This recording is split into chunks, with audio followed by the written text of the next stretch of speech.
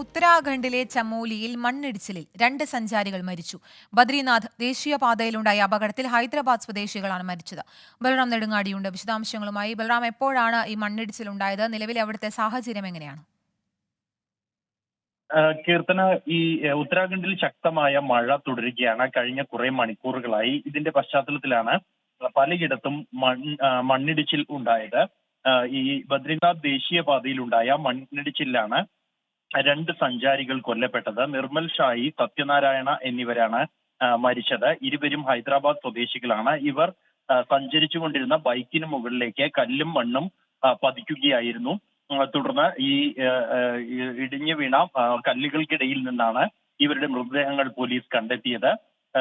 ഈ മേഖലയിൽ ഗതാഗതം മണ്ണിടിച്ചിലിനെ തുടർന്ന് തടസ്സപ്പെട്ടിരിക്കുകയാണ്. ഈ തടസ്സങ്ങൾ മാറ്റി ഗതാഗതം പുനഃസ്ഥാപിക്കാനുള്ള നടപടികൾ പുരോഗമിക്കുകയാണെന്ന് സംസ്ഥാന സർക്കാർ അറിയിച്ചു. സമാനമായി പലയിടത്തും വലിയ തോതിൽ തന്നെ തുടർച്ചയായ മഴയെ തുടർന്ന് മണ്ണിടിച്ചിൽ ഉണ്ടായിട്ടുണ്ട്. കീർത്തന.